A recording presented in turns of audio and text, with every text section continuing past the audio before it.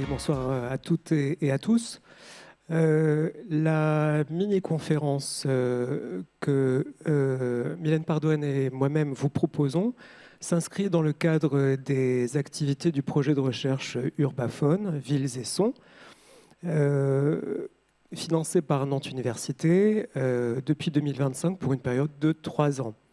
Il vise à évaluer le rôle du paysage sonore urbain dans la construction de l'identité individuelle et collective et à reconstituer les sons du passé. Pour ma part, je parlerai de recherche sur l'ambiance sonore sous l'angle de la résistance, déclinée en 3 volets. Résistance du texte, résistance face à l'oubli et résistance créative.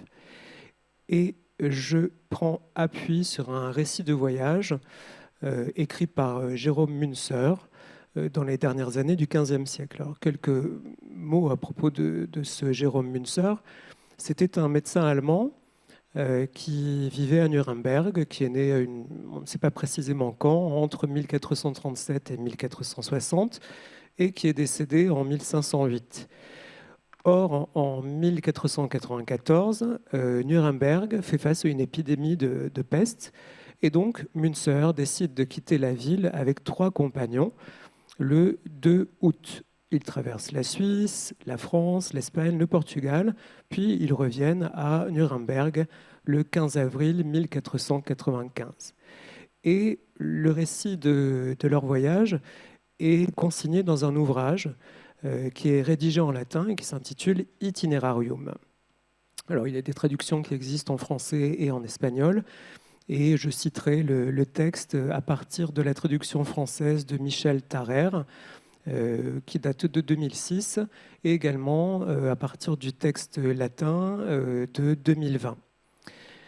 Pour la question qui m'occupe, le récit du séjour passé à Grenade par Münzer, les 22-27 octobre 1494, est particulièrement intéressant. Jérôme Münzer, en effet, réside dans une ville qui constituait l'ancienne capitale du royaume musulman d'Espagne, fondée plusieurs siècles auparavant, conquise le 2 janvier 1492 par Isabelle de Castille et Ferdinand d'Aragon, qu'on connaît aussi comme étant les rois catholiques. Or, Grenade, c'est une ville qui surprend Münzer parce que c'est une ville mixte, où chrétiens et musulmans cohabitent. Le texte de Münzer résiste cependant à l'analyse de l'environnement sonore de Grenade. D'une part, l'auteur de l'Itinerarium n'écrit pas un traité sur les sons, mais un récit de voyage où il consigne ce qu'il voit, ce qu'il entend, ce qu'il ressent. D'ailleurs, à l'époque de Münzer, dans la hiérarchie des sens, l'ouïe primait sur l'odorat, le goût, le toucher, mais était devancé par la vue. D'autre part, le vocabulaire du son n'est pas très développé dans les pages de l'Itinerarium consacré au séjour à Grenade, et il se résume à 3 mots que vous avez sous les yeux. Lorsqu'il est question en particulier de l'aspect sonore des cérémonies musulmanes, et voici quelques exemples. Le médecin allemand, à plusieurs reprises, est étonné par les appels à la prière et par les chants qu'il entend. Il emploie principalement 2 mots distincts, ululatus, qu'on peut traduire par hurlement, ou le verbe ululare, hurler. Comme dans ce passage, je cite, « Nous avons vu beaucoup de leurs prêtres ululer dans la tour de la mosquée ». L'autre terme usité est clamor, c'est-à-dire le cri. Un autre exemple, ensuite, à un cri que le prêtre poussa, accompagnés par les autres prêtres, ils inclinaient la tête et priaient. Et enfin, il use un 3e terme, particulièrement lorsqu'il est question des chants entendus. Bon, c'est un mot qui est attendu, hein, c'est le verbe cantare qui veut dire chanter. Les sons produisent des émotions, et là encore, le témoignage de Münzer peut laisser le lecteur sur sa faim. Il revient en effet, l'auteur, en ces termes, sur l'entrée victorieuse de Ferdinand d'Aragon dans Grenade le 2 janvier 1492. Alors c'est un texte un peu long, mais il mérite d'être étudié. Je le lis. Il rentra le premier avec une grande possession, tous les clercs en habits religieux et les soldats en armes, la croix dressée pour que tous la vissent. Si vous aviez vu tous ces applaudissements et ces pleurs de joie soudains, il est impossible de raconter la scène. Montant à l'Alhambra, dans la plus haute tour du côté de la cité, il brandit la bannière de notre Seigneur crucifié, puis la bannière de Saint-Jacques et enfin celle du royaume du Castille. Et on chantait d'une voix forte « Vexilla regis prodeunt ». Il fit sonner une cloche qu'on avait montée en hâte. Entendant cela, certains Sarrasins pleuraient leur malheur, d'autres qui n'avaient jamais vu ni entendu sonner de cloche s'étonnaient. Ainsi, le glorieux roi prit possession du royaume. Alors, c'est un passage qui, sur le plan symbolique, est riche de sens, puisque on le voit, deux camps s'opposent sur un champ de bataille sonore. Chez les chrétiens domine la ferveur, sont mentionnés les applaudissements, les pleurs de joie, les chants et en dernier lieu la cloche. Chez les musulmans, en revanche, domine l'angoisse, les pleurs de tristesse et la crainte causée par la cloche qu'ils entendent et pour certains découvrent.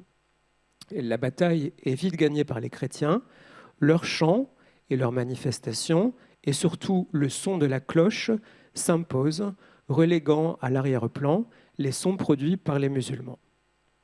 Cependant, le passage résiste à l'analyse du fait cette fois de sa sécheresse narrative. Münzer, comme ses contemporains, a tendance à abréger lui-même son livre, privant le lecteur de détails qui sont loin d'être superflus. D'ailleurs, la phrase que vous avez, « il est impossible de raconter la scène », est significative de sa volonté de ne pas trop en dire, peut-être pour ne pas lasser le lecteur, comme le recommandaient les auteurs de manuels de rhétorique du Moyen-Âge. On l'aura compris, les pages du médecin consacrées à l'ambiance sonore de Grenade ne peuvent être considérées comme un plat de résistance. Elles ont besoin d'être alimentées. Pour ce faire, afin de reconstituer de façon rigoureuse sur le plan scientifique le paysage sonore de Grenade à la fin du XVe siècle, la consultation d'autres témoignages est indispensable. Par exemple, sur le thème de l'appel à la prière, il convient de compléter le récit par des travaux érudits qui permettront d'en savoir plus sur les questions suivantes dont la liste n'est pas exhaustive. L'appel à la prière était-il le même que de nos jours? Comment était-il enseigné? Münzer est attentif aux informations lors de l'appel. Or, était-on sensible à l'époque à la sonorité de l'appel, à la voix qui invitait les fidèles à se recueillir? Sur l'entrée de Ferdinand d'Aragon dans Grenade et sur la dimension sonore de l'événement, le chercheur doit également consulter d'autres documents. Je pense aux chroniques, notamment les chroniques espagnoles de la fin du XVe siècle et du début du XVIe, où le même événement est relaté. Quelles sont les différences avec le récit de Münzer et quels points communs y trouve-t-on? D'ailleurs, l'entrée de Ferdinand d'Aragon, d'après Münzer, ne semble pas exacte. Dans toutes les chroniques qui la décrivent, Ferdinand est accompagné de son épouse. Donc, est-ce qu'on trouve d'autres différences propres à l'ambiance sonore cette fois? Par conséquent, la résistance de la source est vaincue par la consultation d'autres sources, tout aussi peu détaillées que la première, mais qui, mises ensemble, permettent de former un ensemble fiable. Il s'agit en somme de transformer la résistance du texte en une force méthodologique. Je terminerai en parlant de résistance créative. L'étude de l'environnement sonore de Grenade à la fin du XVe siècle est le fruit d'une résistance du chercheur, je l'ai dit, face à l'âpreté du témoignage et face à l'oubli. Elle donne aussi lieu à une résistance créative que je décrirai rapidement en évoquant un projet actuellement mené par 3 élèves de l'école centrale de Nantes. Julia Rasson, Timothée Royer et Lucas Villedieu sont des élèves inscrits à l'option Impact, dont le responsable est Florent Laroche, et qui a pour objectif de parvenir à allier les sciences de l'homme et les sciences de l'ingénierie. Les 3 élèves sont associés à Urbaphone et travaillent sur les jours passés par Münzer à Grenade. Leur ambition est de représenter Grenade par des outils de 3D et de reconstituer le paysage sonore de la ville à partir des informations transmises par Münzer. Leur travail, qui n'est pas achevé au moment où je vous parle, leur demande de résister à leur tour aux difficultés posées par le témoignage du médecin allemand en acquérant des connaissances autres que celles que j'ai déjà mentionnées. Outre la capacité de manier les outils informatiques dont ils ont besoin, la connaissance de l'urbanisme de Grenade est indispensable.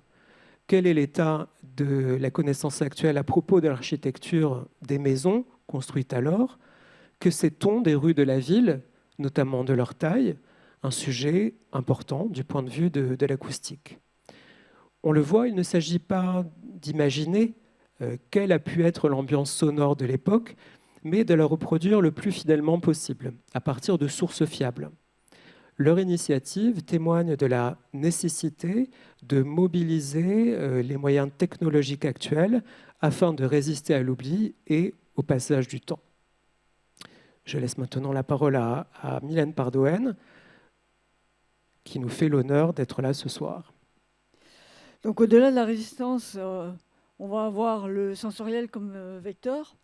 Et pour ma part, je vais dépasser le texte et je vais vous expliquer comment transcender le texte ou n'importe quel support en une peinture, une fresque sonore. Donc c'est la fouille, dans un premier temps, la fouille dans le passé. Comme l'a expliqué Frédéric, la première des étapes, c'est réellement de comprendre, d'analyser et de retirer les informations de toute cette documentation qui est dite hétérogène. Et d'en permettre des plans plus ou moins précis.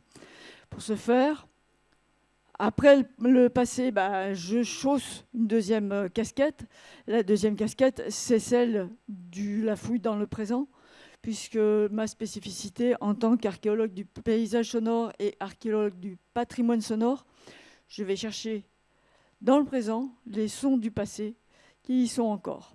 Pour ce faire, j'ai les outils habituels, ceux que vous avez, les micros, qui ne sont pas tout à fait ceux-là, des micros plus précis, des enregistreurs numériques, beaucoup de types de micros, des logiciels, et puis des champs d'expérimentation, des terrains d'expérimentation, et je vais pouvoir distribuer, positionner mes micros pour avoir ce que j'appelle un objet sonore. Je ne travaille pas, moi, sur l'ambiance sonore, tout simplement parce que les ambiances sonores du présent ne sont pas celles du passé. Tout simplement parce que si on se tait, voilà, vous avez une pollution qui est constamment présente, nuit et jour, tous ces bruits qui tournent et qui nuisent à l'enregistrement. Donc, comme vous pouvez le noter, il y a plein de types de micros, très différents. La deuxième étape, c'est de comprendre l'articulation entre un lieu qui est défini et puis tous les éléments, les couches, si on peut dire, les éléments qui sont à l'intérieur. La première des couches, c'est ce qu'on appelle la géophonie. La géophonie, ce sont les bruits et les sons qui sont attenants à un lieu. Ici, on est sur un paysage de montagne. Vous avez derrière les camping-cars un petit ruisseau. Qui dit petit ruisseau, vous l'entendez, et vous entendez en plus du vent. Il y a toujours du vent qui accompagne l'eau qui s'y coule. La deuxième couche, vous l'avez découverte peut-être un peu plus violemment lors de la crise du Covid, c'est la biophonie. Donc, ce sont tous les êtres vivants, avec aussi les insectes, qui habitent ce même lieu. Et le troisième, c'est nous les gros pollueurs, c'est l'anthropophonie. Et cette anthropophonie, elle génère, elle aussi, un certain nombre de bruits, de sémiologie, comme par exemple ce chant de mésine, peut-être, qu'on peut entendre dans les paysages de Frédéric. Ensuite, qu'est-ce que je vais faire? Après avoir récolté toutes ces informations, et j'ai beaucoup d'informations, je vais les traiter en objets sonores. Ce que vous voyez là à l'écran, c'est une toute petite partie d'une restitution d'une fresque sonore qui ne fait que 3 minutes. Mais déjà, à l'épaisseur de tous ces fichiers-là, vous vous doutez bien que ça demande énormément de temps. Donc on va les ajuster un à un. Comme je vous l'ai dit, aujourd'hui, si je mets un micro et que je capte les ambiances sonores du présent, elles ne peuvent pas être celles du passé. Donc, fichier par fichier, je vais vous recréer cette ambiance sonore du passé. Et puis, après, c'est presque un jeu d'enfant. On va partir d'un plan. Donc là, c'est un plan sur lequel j'ai travaillé parce que le projet de Frédéric, il est récent et donc on n'a pas encore passé sur cette phase-là. Donc ce plan, on va y positionner la géophonie. Progressivement, on va y mettre la biophonie.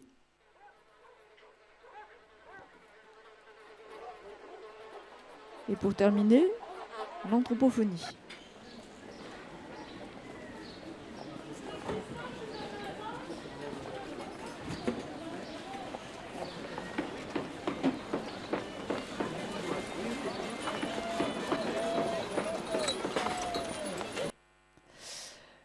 Là, ça y est, vous vous dites, ça y est, on est des super archéologues du paysage sonore, on a reconstruit notre paysage sonore, mais presque. En fait, dans mon travail, mon paysage sonore, il est immersif. C'est-à-dire que je travaille avec mes outils dans une salle immersive avec 46 haut-parleurs et je vais avoir ces éléments sonores tout autour de moi. Vous en avez derrière, devant, en haut, en bas, en latéral, mais en élévation. Et pour bien comprendre comment ça s'articule, je passe par un logiciel de spatialisation qui s'appelle SpatRévolution et qui me permet de vous immerger carrément dans le son. Alors ici, ça ne va pas être vraiment pratique, mais quand vous êtes dans la salle immersive, vous avez des sons de partout. Pour vous expliquer le fonctionnement de ce logiciel, voici un petit extrait du premier projet sur lequel j'ai travaillé, qui s'appelle le projet Bretèze, qui est la restitution d'un quartier de Paris dans la deuxième moitié du XVIIIe siècle. Et ça donne ceci.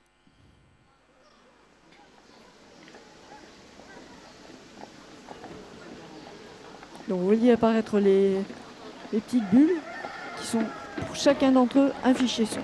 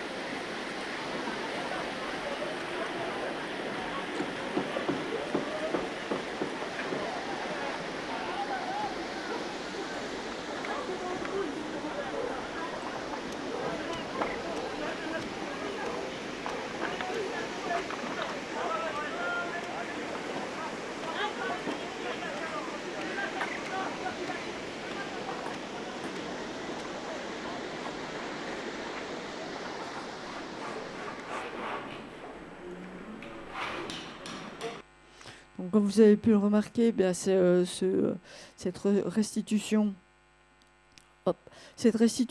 elle nous a permis de traverser différents types d'acoustiques, différents lieux, avec des activités sociales complètement différentes. Et c'est le but recherché quand on fait de l'archéologie du paysage sonore à partir d'éléments pointés, récupérés, récoltés, avec l'archéologie du patrimoine sonore. Je vous remercie. Merci. Merci beaucoup. C'était fascinant de réfléchir à cette question que personnellement je ne me suis jamais posée. C'est vrai que j'imaginais le passé silencieux, bizarrement. Ça va me travailler toute la nuit, je pense.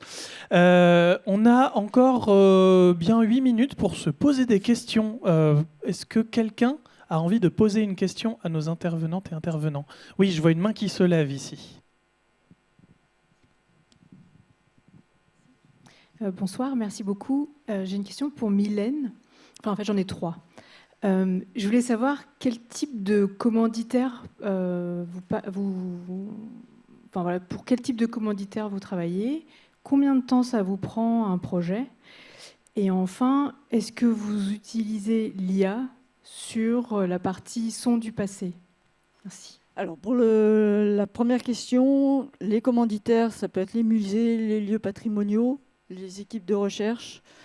C'est vaste.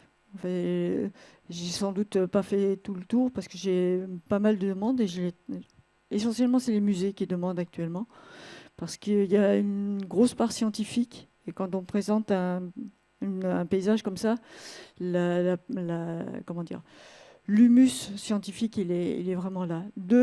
Combien ça représente? Alors, j'ai travaillé pour le chantier scientifique Notre-Dame et j'ai restitué 3 scènes.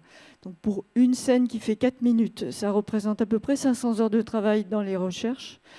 Vous avez 22 jours de captation sur le terrain et vous avez entre 500 et 600 heures de travail pour rendre la petite fresque qui fait 4 minutes. 4 minutes 16. Et la troisième question... L'IA. Ah non, il n'y a pas d'IA. Et justement, actuellement, on tend vraiment à utiliser et à développer des stratégies pour ne pas utiliser l'IA. L'IA sur le son, elle le détruit. Parce que elle enlève des parties et le son il est plus charnu. Donc aujourd'hui, on travaille à des stratégies pour, dans toutes ces ambiances polluées qui sont présentes, ne récupérer que l'élément sonore dont on a besoin. C'est un travail de réflexion, d'analyse, de patience, de positionnement des micros, de choix et de positionnement des micros. Il n'y a pas de traitement. Ce qui fait qu'on est gagnant sur toute la ligne, puisqu'il n'y a presque plus maintenant de post-production, traitement de post-production. Ai-je bien répondu? Ouais, c'est bien. Merci beaucoup. Est-ce qu'il y a une autre question dans l'Assemblée? Oh, je vois plein de mains qui se lèvent. C'est parti. Bonsoir. Alors j'ai une question pour le monsieur par rapport à ces étudiants qui sont à Grenade. Et en fait, je me demandais, leur but c'est de faire une reproduction fidèle du roman, enfin, de la bande son, disons, du roman. Mais du coup, comment ils vont faire par rapport à la pollution sonore qui existe déjà à Grenade en fait? Comment ils vont faire? En fait, ça peut être très compliqué, non? Ils ne sont pas à Grenade, ils sont à Nantes. Ah, Ce sont des étudiants nantais de l'école centrale. Et donc, ils ne sont pas exposés à ce genre de difficultés. Ils vont rester à Nantes pour faire leur travail. Ils ne vont pas travailler comme Mylène le fait, Mylène qui capte, comme vous l'avez compris, des sons. Eux vont faire avec leurs moyens actuels. C'est-à-dire C'est-à-dire des banques de sons. Voilà. D'accord. Et j'avais juste une question à poser à Mylène. Je ne sais pas si vous êtes allé au musée archéologique de Madrid. En fait, ils ont une salle où il y a tout un écran en fait, composé de tout petits écrans. Et en fait, tout en bas, ça représente en fait, il y a des millions d'années et du coup, en fait, il n'y a pratiquement pas de son. Et plus il y a des images et plus on augmente dans le son et tout, on arrive jusqu'au niveau sonore d'aujourd'hui. Et c'est ce qui m'a vraiment sensibilisée en fait justement au son parce qu'en fait, on se pose pas tellement de questions par rapport à ça. on se pose pas, on se dit pas, oui, avant, est-ce qu'il y avait plus de son, il y avait plus de bruit ou pas, et tout ça m'avait fasciné, ça m'a un peu fait me poser plein de questions en fait par rapport à ça, quoi. Alors, je ne connais pas le musée de Madrid, mais en effet, c'est une question que l'on peut se poser, que l'on doit aussi se poser. Est-ce que c'est plus bruyant, moins bruyant? Ben non, c'est pas bruyant pareil. Par contre, aujourd'hui, c'est sans doute plus stressant parce qu'on a des bruits continus. La ventilation vous le propose et vous le présente très, très bien. C'est qu'on a des bruits qui sont persistants. C'est ce qu'on demande au moteur, hein, c'est d'avoir un travail persistant. Et donc, ce travail persistant génère des nuisances. Ce qui génère aussi des fréquences très élevées, c'est la rapidité des moteurs avec lesquels on travaille. Ce qui fait qu'aujourd'hui, on ne travaille plus avec ses oreilles, on travaille avec une protection auditive, ce qui ne passait pas du tout la même chose dans le passé. Donc, cette présence du son, elle donne une focale, une lecture de l'histoire qui est complètement différente et qui est aussi une lecture très sociale. L'artisan travaille avec ses oreilles, il est indépendant et c'est lui qui gère son travail. Aujourd'hui, on n'a plus d'artisans stricto sensu dans certaines catégories de métiers, mais on a des opérateurs, il y a des gens qui ont des casques sous les oreilles, qui appuient sur des boutons, et peu importe la production, si ça marche pas, ça n'a pas d'importance. Donc le son témoigne aussi des révolutions, pas seulement industrielles, mais sociales, qui sont présentes. On est passé dans une ère des machines. Il y avait une question peut-être ici d'abord. Ouais, c'est ça. Bonsoir, c'est juste que c'est une question toute bête, mais pourquoi on ne voit pas là où proviennent les sons? C'est-à-dire, en fait, on ne voit pas les chevaux qui passent. Alors, il n'y a pas de question bête, mais des réponses qui ne sont pas intelligentes.